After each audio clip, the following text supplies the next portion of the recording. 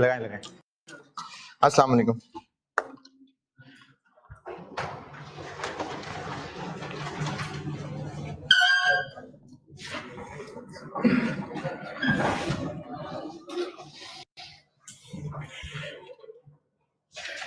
Asset replacement decision काफी है।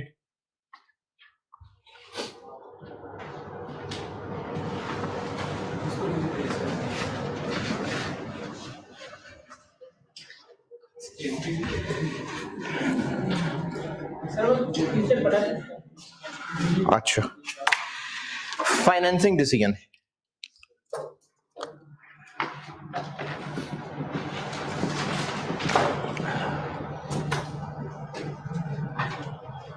Financing decision, अच्छा मैंने ना ये 2 क्लासेस पहले एक हेडिंग लिखी थी कि कुछ स्पेशल डिसीजंस पढ़ रहे हैं। उनमें एक मैंने हेडिंग दी थी एसेट रिप्लेसमेंट डिसीजन और एक फाइनेंसिंग डिसीजन। तो ये फाइनेंसिंग डिसीजन है।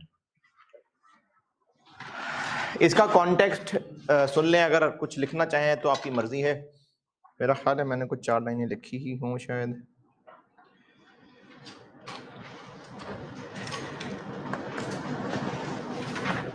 हाँ लिखी हुई है वैसे 1-2 लाइनें।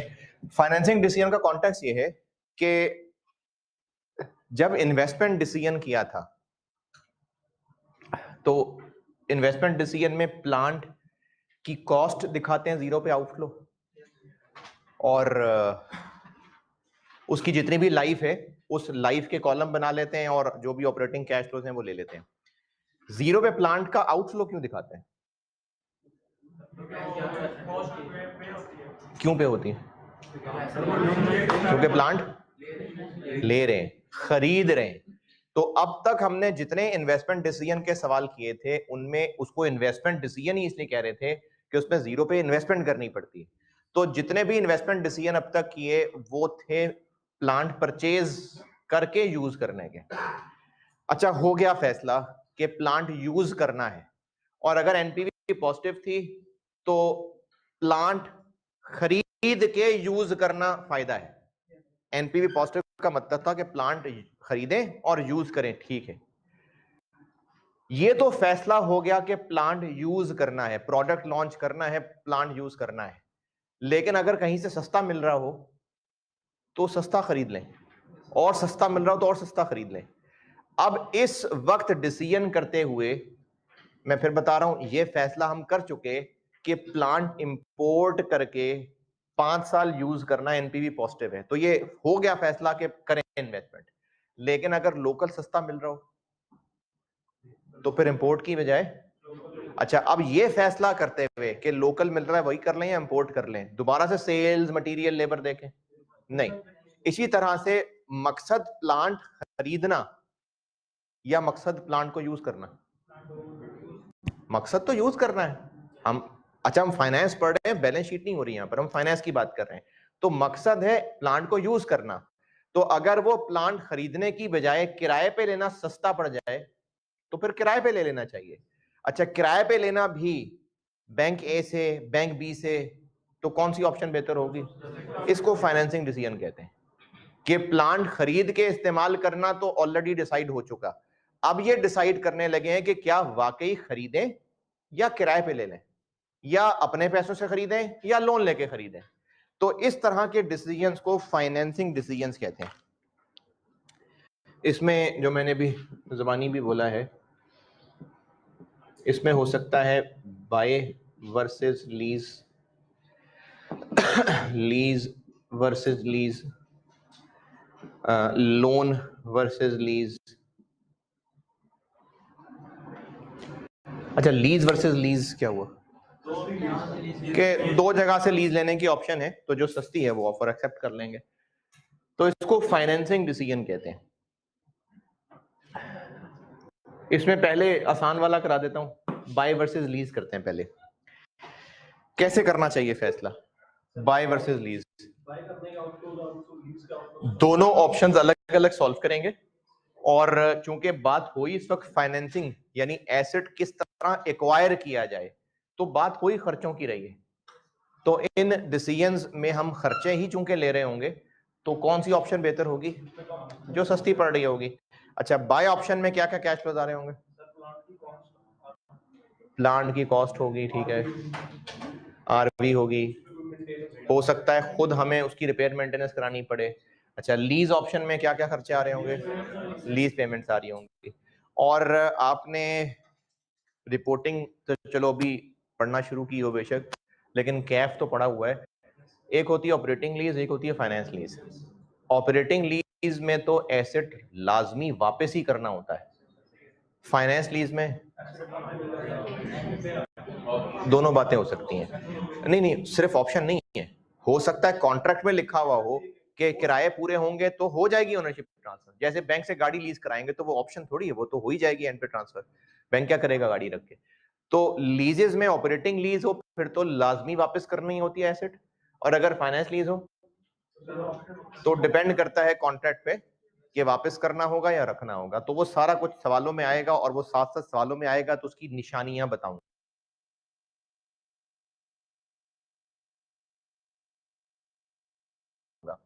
तो बाय है जी,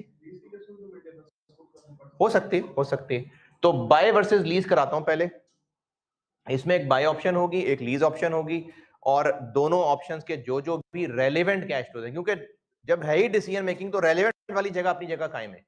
तो जो जो हर ऑप्शन के रेलेवेंट कैश फ्लोज होंगे उनको लिखेंगे और डिस्काउंटिंग करेंगे। और डिस्काउंटिंग किस रेट पे करनी है, कॉन्सेप्चुअली किसी और रेट पे होती है, लेकिन फिलहाल कॉस्ट ऑफ कैपिटल पे। तो इसके लिए थोड़ी सी अंग्रेजी पढ़ लें, वैसे तो मैंने ज़बानी बता दी है। पेज नंबर 38 पे हूं मैं, lease versus buy. Lease versus buy, थोड़ी सी अंग्रेजी है, पढ़नी है तो पढ़ लें और फिर एक सवाल लिखें। पेज 38।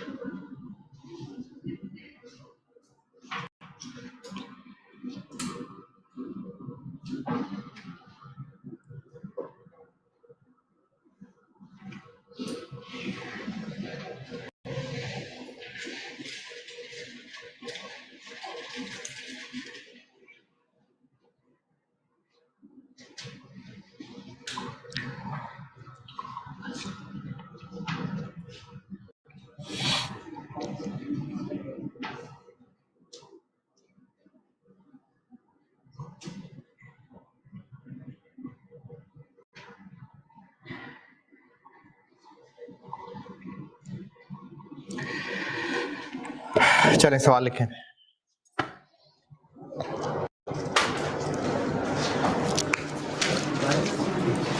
जी बाय वर्सेस, पहले बाय वर्सेस लीज कराता हूं,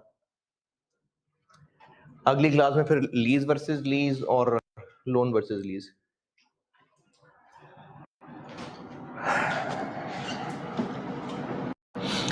चूंकि बस ऐसी प्रैक्टिस के लिए करा रहा हूं, इसलिए सिर्फ टू द पॉइंट बातें लिखवा रहा हूं। बाय ऑप्शन लिखें पहले।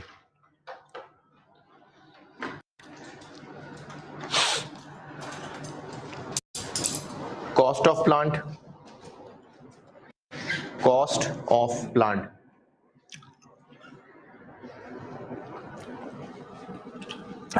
450,000, 4.5 लाख। यूजफुल लाइफ चलिए 4 years।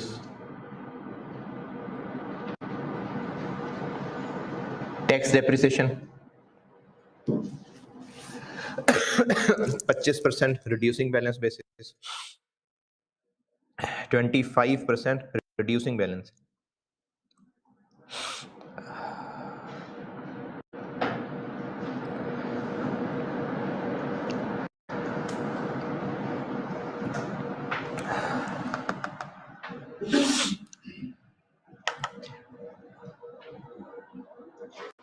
Running cost,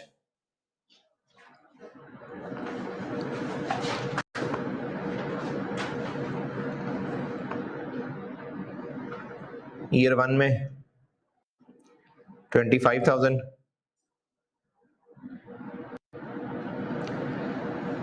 year 2 30,000,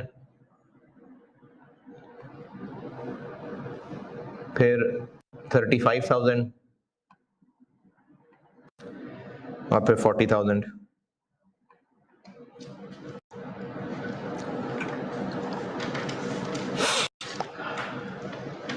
maintenance cost, maintenance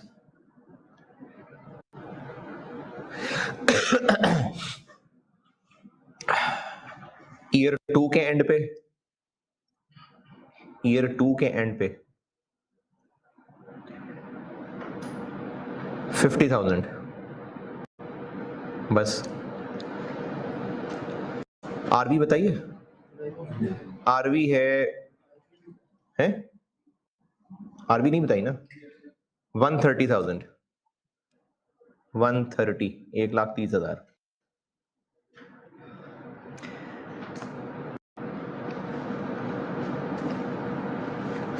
और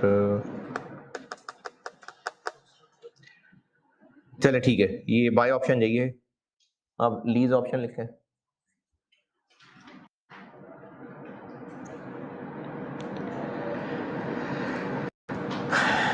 lease rental,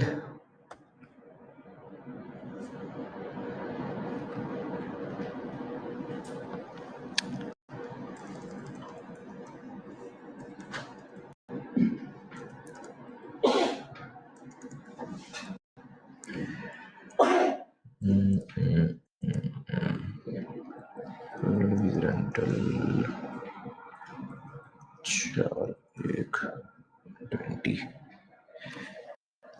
4,120 135,000, 135,000 payable at start of every year, payable at start of every year,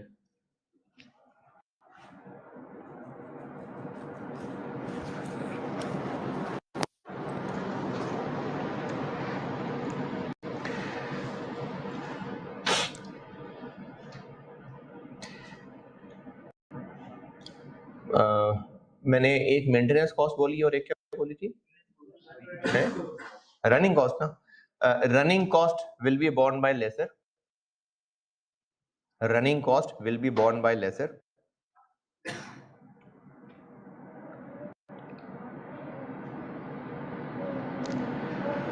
for which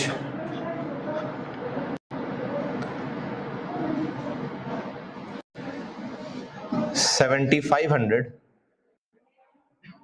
for which 7,500 will be charged at end of every year.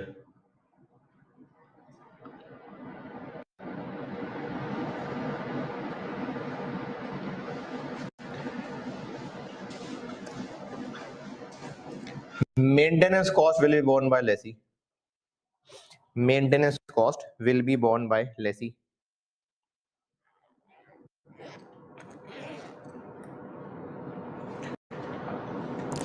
अच्छा, आप जो point लिखवा रहा हूं वो ना भी लिखवाता तो भी ऐसे ही होता। ऑल पेमेंट्स टू लेसर, ये जो अब लिखवा रहा हूं ना, ये ना भी लिखवाता तो ऐसे ही होता। All payments to lessor are allowed for tax purposes, यानी टैक्स वाले इस पूरे की डिडक्शन अलाउ करेंगे।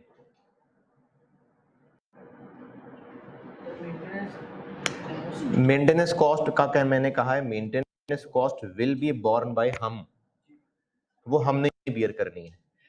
रनिंग कॉस्ट जो है ना वो लेसर के जिम्मे होगी, लेकिन उसके वो एक्स्ट्रा 7,500 चार्ज करेगा। वरना आप देखें रनिंग कॉस्ट कितनी ज्यादा थी, 25,000 30,000, लेकिन लेसर कहेगा जी मैं जिम्मे लेता हूं, लेकिन आप मुझे 7,500 दे दिया करना उसके। मेंटेनेंस बहरहाल हमारे अपने जिम्मे होगी। और जनरल बात यह है, ये तो हो गया लीज ऑप्शन, बाय ऑप्शन। अब जनरल बात ये है कि कॉस्ट ऑफ कैपिटल 12% है, cost of capital 12%, tax rate 30%,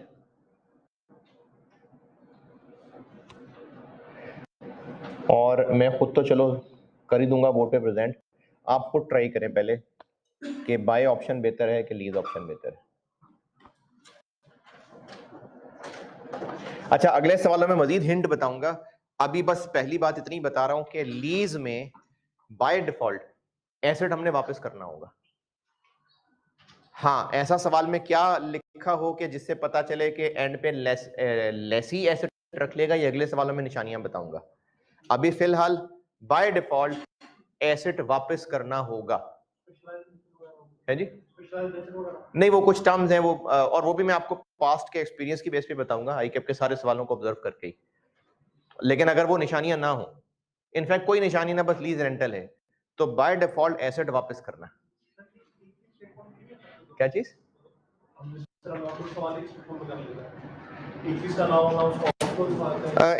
यानी आप एक सोल्यूशन कर लें इसका, अब मुश्किल हो जाएगी क्योंकि उसके कैश फ्लोज और हैं, इसके कैश फ्लोज और हैं, उसकी टैक्सेशन और है, इसकी टैक्सेशन और है, इसमें डेप्रिसिएशन अलाउ होनी है, उसमें रेंटल अलाउ होने, तो इसलिए मैस मच जाएगा, इसलिए अलग अलग ही सॉल्व करना चाहिए।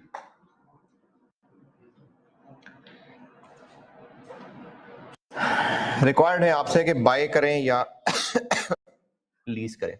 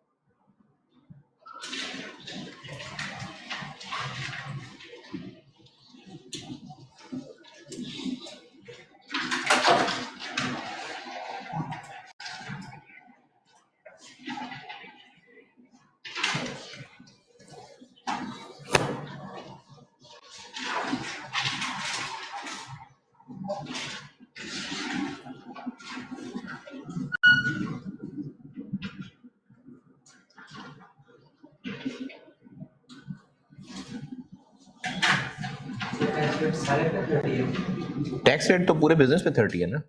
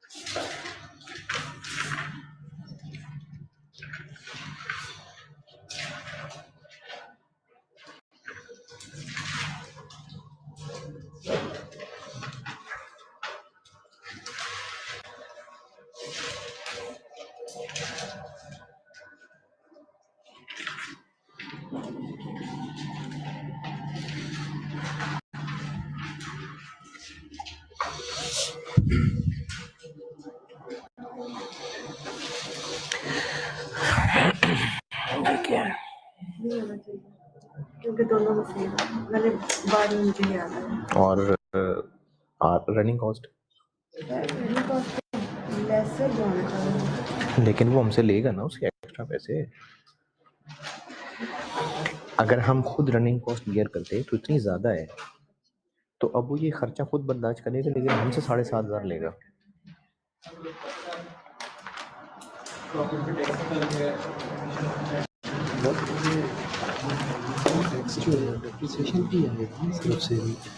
नहीं हाँ, ये भी है, मेंटेनेंस है, रनिंग कॉस्ट है,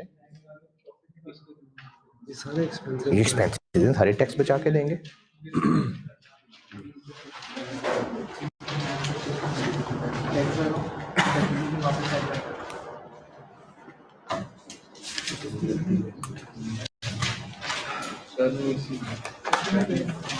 यार उसका अपना पेपर है, आपका अपना पेपर है, उसकी अपनी खबर है, आपकी अपनी खबर है।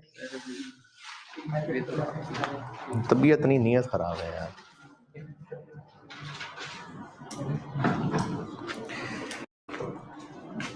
$135 कब बिल करना है?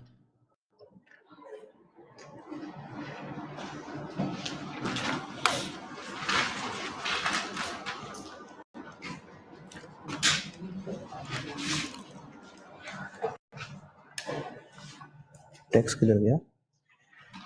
सर वो भूल गया था बाद में।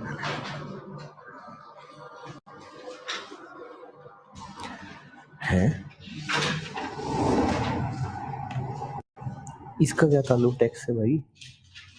तो कॉस्ट है। लेकिन वो कैश आउट तो वो तो डेप्रिसिएशन पे होगा।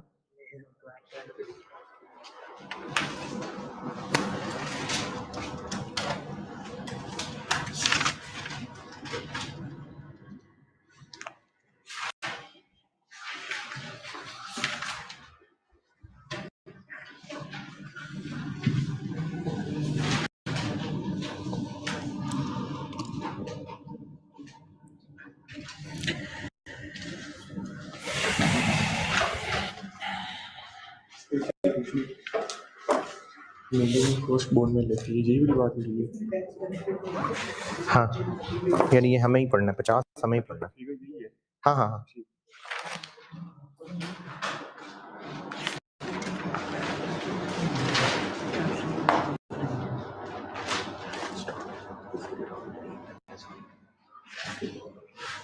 ये क्या है? वो दोनों सर कर लिए थे डेप्रिसिएशन का सेक्शन में। अच्छा अच्छा अच्छा, तो ये 24,000 कैसे हो गई? 24,000 कैसे है? 50 30 80 अच्छा अच्छा 80, ठीक है।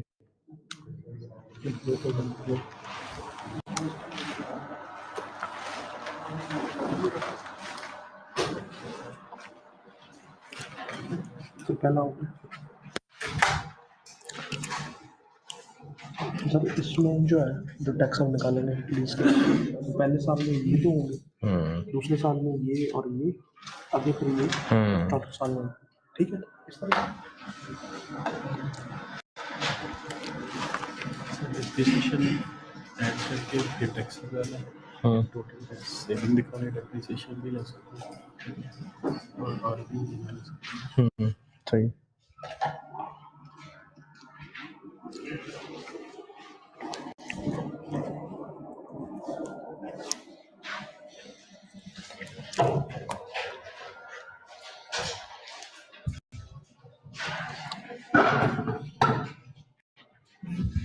डेप्रिसिएशन, ये टैक्स डेप्रिसिएशन, ये टैक्स डेप्रिसिएशन, हाँ हाँ, इसका हमें वो मिलेगा, बेनिफिट मिलेगा। नहीं, तो ये सारे अलाउबल खर्चे, इनका टैक्स बेनिफिट वहाँ पे पॉजिटिव मिलेगा। बिल्कुल।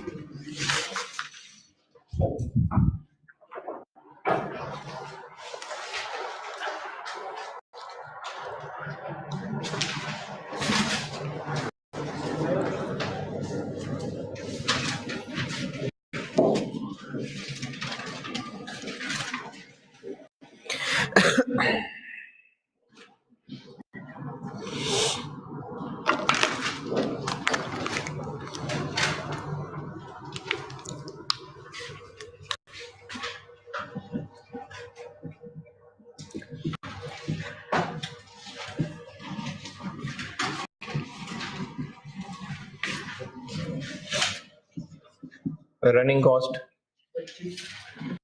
अच्छा इसमें आप जैसे मैंने पहले एक दफा कही थी बात कि अगर सारे खर्चे ही खर्चे हैं तो बेशक आप खर्चों को पॉजिटिव लिख लें और कोई इनफ्लो हो तो उसको ब्रैकेट लगा दें, वरना अगर सारे खर्चे ब्रैकेट लगाने तो लगा दें बेशक 25 30 35 और इधर 40,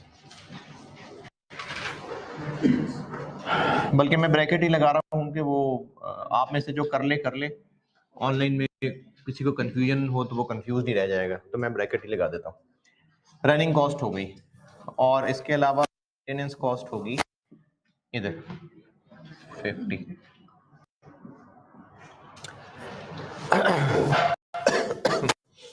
और टैक्स की वर्किंग करनी है, टैक्स की वर्किंग कर लेते हैं, लेकिन उससे लिए डेप्रिसिएशन निकालनी पड़ेगी। इधर आ जाएगा, फोकस तो नहीं आउट हो जाएगा, इधर लिख दूं, ठीक है ना, लिखो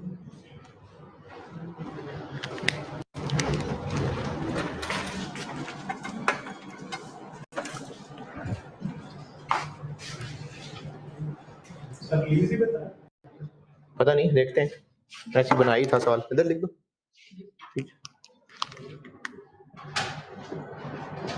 कॉस्ट 450 और पहले साल की डेप्रिसिएशन 112,500, बाकी रह जाएगा 337,500।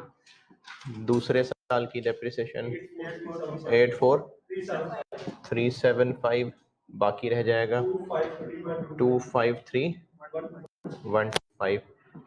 चौथी डेप्रिसिएशन 632,81, बाकी रह गया 189,844। अच्छा, मैं खैर ये भी करके दिखा देता हूँ, पहले एक दो दफा मैंने ज़बानी बोला था, ये भी दिखा देता हूँ, वैरायटी ये भी आ जाए। बैलेंस ही कर दें। आरवी क्या है? 130, तो 59,844। मैंने कहा था कि आप डायरेक्टली ये भी कर सकते हैं, डेप्रिसिएशन ना लें, सारा का सारा लॉस ही हो जाएगा, ये भी ठीक है। और टैक्स के लिए उधर करना है, कर देते हैं यार, ये ले कर लें, इधर कर लेते हैं।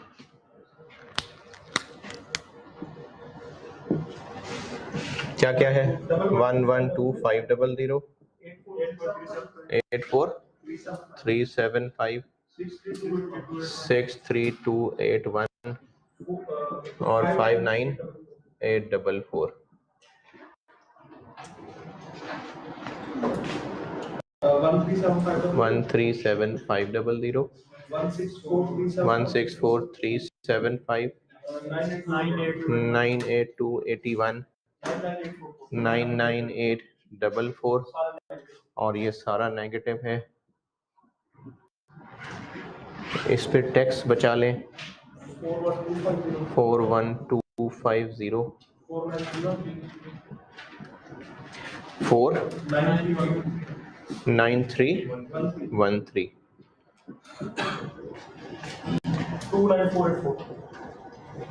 29484 और 29953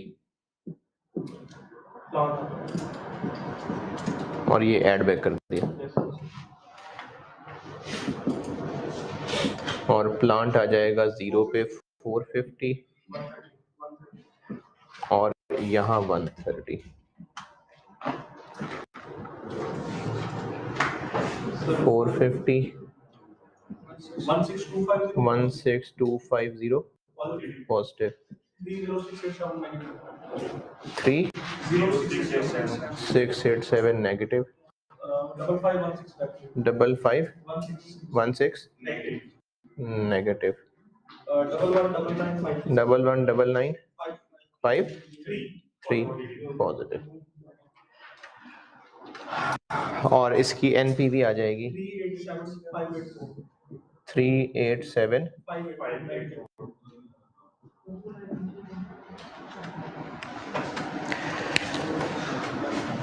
ये हो गया बाय ऑप्शन।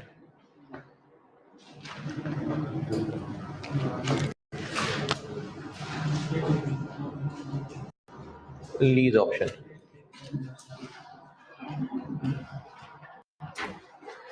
जीरो 1 2 3 4। एक तो लीज का रेंट जाएगा payable eight start of every year, तो यहाँ 135।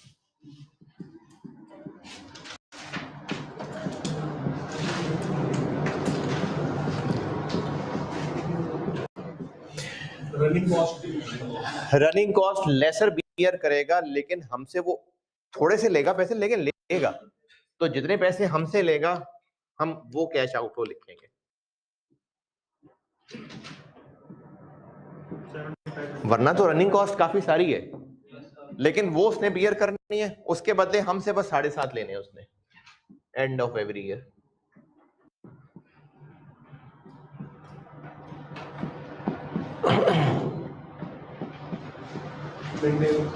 मेंटेनेंस, अच्छा मैंने मेंटेनेंस लिख दी है, आप लिख भी सकते हैं और इग्नोर भी कर सकते हैं। क्यों इग्नोर कर सकते हैं? सेम है दोनों के अंदर, क्योंकि तो नैनी केस हमने बेयर करनी है, तो ना वहां लिखे ना यहाँ लिखे, दोनों से निकाल दें। दोनों में लिखना है, दोनों में लिखना है, दोनों से निकालना है, दोनों से निकालना है, क्योंकि नैनी केस हमें ही पढ़नी है ये, तो इसलिए ये इररेलेवेंट होने के नाते इसको छोड़ सकते हैं। लेकिन लिख भी लेंगे तो नंबर नहीं कट जाएंगे, कि नेगेटिव मार्किंग नहीं है। और इसमें डेप्रिसिएशन नहीं है, लेकिन टैक्स इसमें निकालने के लिए ये एडवांस वाला आ गया, चूंकि इसलिए अलग से वर्किंग करें।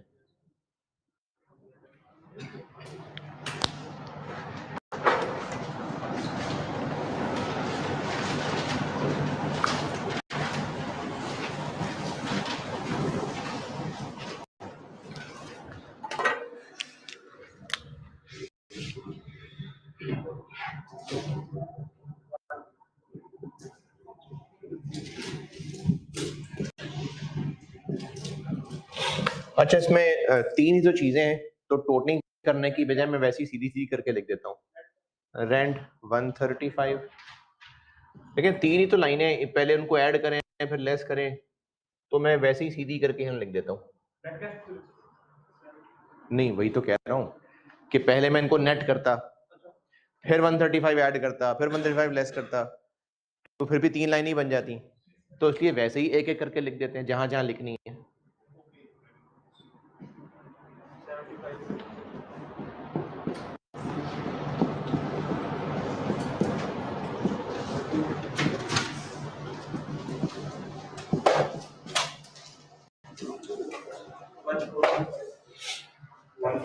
वन 42500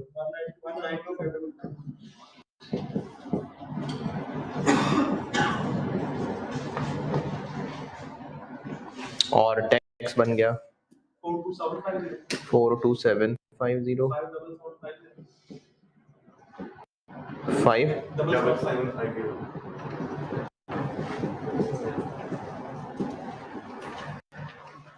तो ये टैक्स इधर सेव हो जाएगा। 42750 57750 42750 42750 ये सेविंग आ जाएगी। और इधर 135 99750 134,750 99750 नेगेटिव 35250 पॉजिटिव। और इसकी एनपीवी निकालेंगे 380076। तो लीज बेहतर।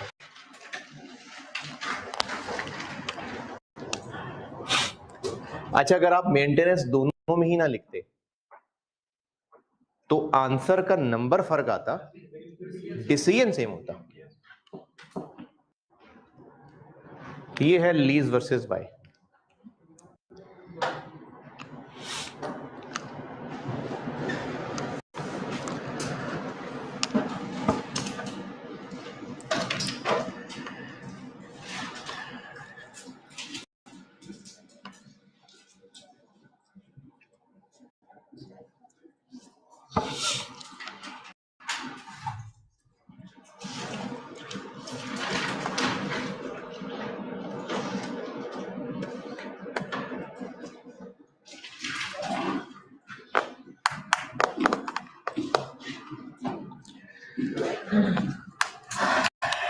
इसमें बताएं क्या पूछना, कोई कंफ्यूजन, कोई इख्तलाफ? ये जीरो पे हमने जो रेंटल पे की है, हाँ, टाइम जीरो पे। हाँ, टाइम जीरो पे, तो टाइम जीरो पे ही हमने टैक्स की पेमेंट नहीं कर, मतलब टैक्स सेविंग जीरो पे नहीं हो जाएगी? अच्छा, तो फिर वो जो प्लांट खरीदना है उसकी खरीदते साथ ही डिडक्शन क्यों ना क्लेम कर लें?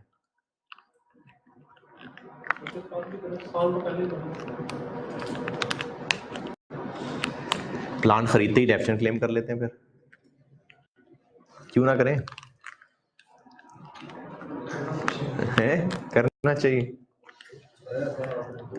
परसों थे क्लास में, अगर सवाल में क्लियरली डेट लिख दी हो कि ये जो एसेट खरीदना है ये 31 दिसंबर होगी या किसी ईयर का एंड होगा, तो फिर तो एसेट खरीदते साथ ही रिटर्न जाएगी, उसी में डेप्शन क्लेम हो जाएगी। इसी तरह इसमें भी अगर कहा होता तो इस पहले रेंटल को भी हम फौरन ही रिटर्न में क्लेम कर लेते, क्योंकि रेंटल भी फिर 31 दिसंबर को जा रहा होता और वो प्लांट भी 31 दिसंबर को खरीद रहे होते और वो फौरन डेप्शन क्लेम हो जाती। लेकिन अगर ऐसा नहीं है तो एक एक्स्ट्रा लाइन बढ़ाने की जरूरत नहीं फिर हमें। तो इसलिए बाय डिफॉल्ट हम लोग इस लॉन्ग टर्म डिसीजन मेकिंग में कहां खड़े हुआ करेंगे? एक साल के स्टार्ट पे, यानी हम 1 जनवरी 2001 में खड़े। अगर अनलेस का सवाल वाला खुद कह दे कि आप 31 दिसंबर 2000 पे खड़े, तो हम जब किसी भी साल के शुरू में खड़े हैं तो वो साल खत्म होगा तो रिटर्न फाइल होगी ना। इसलिए बेशक रेंटल टाइम 0 पे रहा है, लेकिन है तो ईयर 1 का रेंटल, इसलिए ईयर 1 की रिटर्न जाएगी तो उसमें इसने क्लेम होना है। इसी तरह डेप्रिसिएशन भी ईयर 1 की रिटर्न में ली थी। और उसमें बताएं कोई मसला? अच्छा, अगली क्लास में फिर लीज वर्सेस लीज कराऊंगा। कल मैंने एक बात शुरू की थी, उसको समेटता हूं।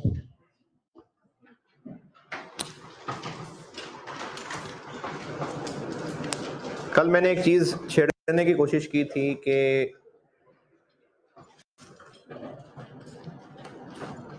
हमारी सारी एफर्ट्स और बिला मुबालगा सारी एफर्ट्स अपना करियर बनाने पे, करियर चलाने पे, पैसे कमाने पे, पैसा खर्च करने पे, ज्यादा पैसा कमाने पे, और ज्यादा पैसा कमाने पे, फिर और ज्यादा खर्च करने पे, ये सारी की सारी एफर्ट्स जो डायरेक्टेड है ना, वो इस दुनिया की जिंदगी पे ही है।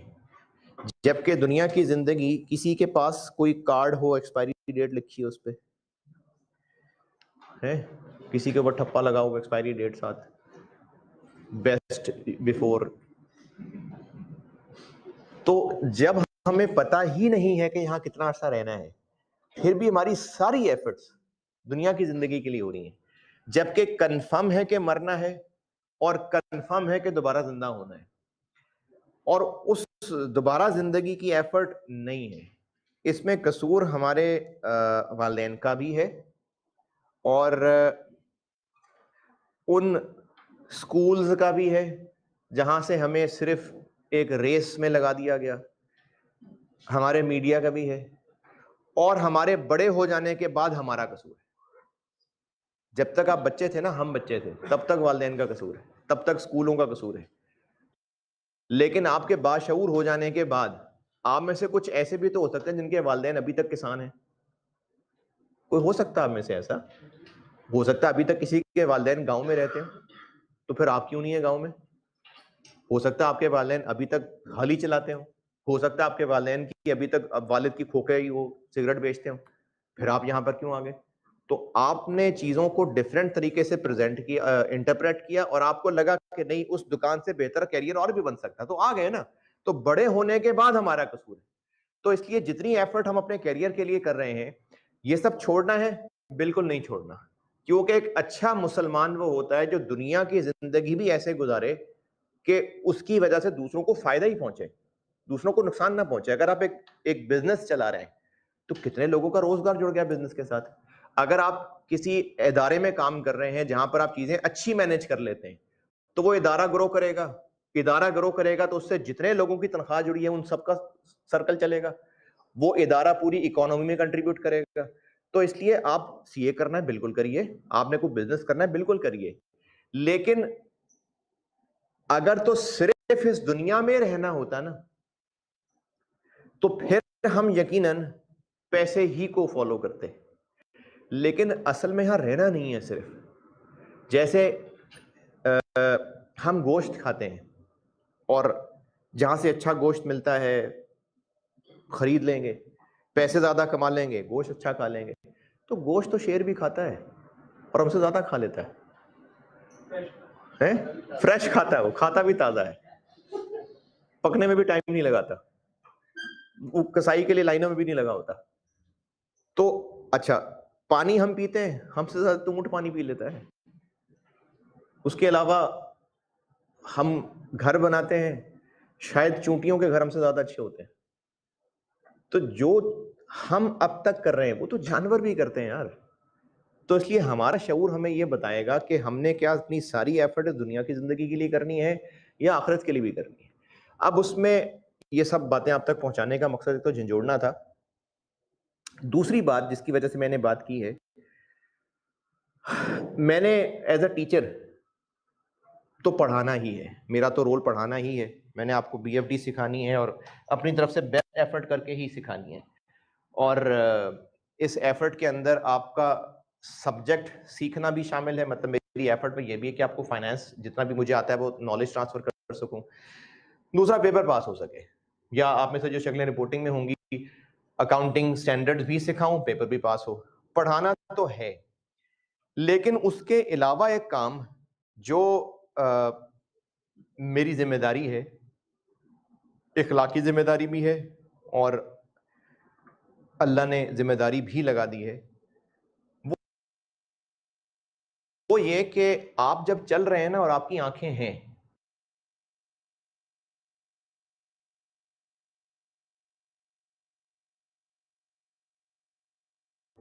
आप किसी रास्ते पे चल रहे हैं और आपकी आंखें हैं,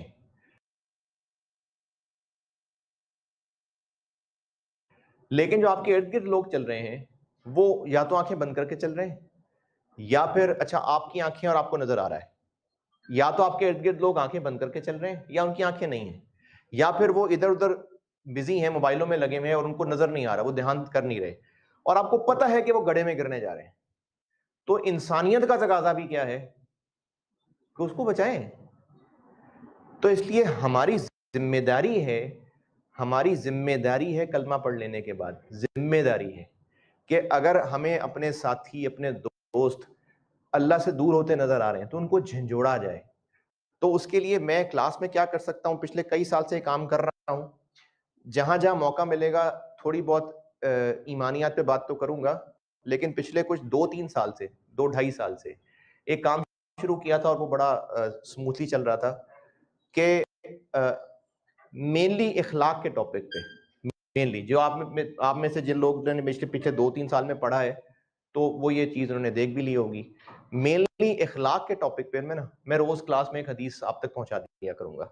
उसका मकसद एक तो ये होगा कि अल्लाह ताला की क्रिएशंस में से जो बेस्ट ऑफ ऑल टाइम्स हैं वो हज़रत मोहम्मद सल्लल्लाहु अलैहि वसल्लम है, और अल्लाह ताला ने कुरान पाक में फरमा दिया है कि हमारे लिए जो बेहतरीन नमूना है वो आप सल्लल्लाहु अलैहि वसल्लम के उसवा है। तो उनके सीरत, उनके अखलाक हमारी जिंदगी में आ जाएं, इसके लिए मैं क्लास में एक एक्टिविटी ये किया करूंगा कि अब, और वो एंड पे करूंगा, जिसने जाना चला जाए, कोई मसला नहीं है, एंड पे एक हदीस पहुंचाया करूंगा और कोशिश किया करूंगा कि मिसालें ऐसी हो जो आप रिलेट कर सकें, प्रोफेशन की मिसालें। मैंने तो पिछले 2 साल में ऑब्जर्व किया है कि मैं जितनी भी हदीसें सुनाता था मुझे लगता था सारी हमारे लिए ही हैं, सारी हमारे सीए प्रोफेशन पे फिट बैठती हैं। तो इस प्रोफेशन की मिसालें देके समझाने की कोशिश करूंगा और मकसद होगा इसी तरह से कुछ इग्निशन हो जाए, अगर कोई तड़प पैदा हो जाए, उसके बाद आपको झंझोड़ दिया, अब आप सीखें, अल्लाह से राब्ता बनाएं, देखें जैसे बनाना है। कोई अगर दिल में तलब पैदा हो जाए, सीखें, इल्म की तलाश में निकलें, तो मकसद झंझोड़ना है सिर्फ। तो वो मैं अगली क्लास से इंशाल्लाह ना ये हदीस शुरू करता हूँ, और फिर उसके अलावा जहां कभी किसी हदीस के टॉपिक से रिलेटेड या कभी मूड से रिलेटेड, तो ईमान से रिलेटेड भी कभी बात कर लिया करूंगा, कभी अल्लाह से ताल्लुक की बात कर लिया करूंगा, कभी आखिरत की बात कर लूंगा। और इस सारी एफर्ट के अंदर जो पिछले 2-3 साल से मुझसे पढ़ रहे हैं, या इवन के अगर 6-7 साल से भी पढ़ रहे हैं, तो मैं इस चीज की हत्तुल इम्कान कोशिश करता हूं कि कहीं कोई ऐसी बात मेरे मुंह से ना निकले जिसमें आगे से कोई इख्तलाफ आ जाए। मैं किसी इख्तलाफी बात पे बात नहीं करता।